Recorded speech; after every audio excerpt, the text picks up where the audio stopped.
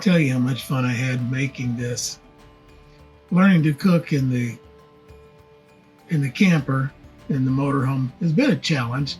Of course, cooking on the stove is easy enough, but cooking in this convection oven, well, we've ruined a few things, but I think we've got it down. Any of you campers or anybody got a combination microwave convection oven? Basically, for the baking, what we've learned, we cut the temperature about 25%. Then we put it in at the recommended time. But the last, 5 to 7 minutes, we're constantly checking it to make sure that it's not overcooked or that it's not undercooked. Also found this out about making these cinnamon rolls. Use a smaller pan. Make half of that.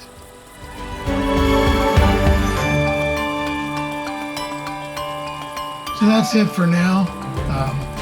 Hope to see you next time. Until then, make sure you tell your mom and them I said hey.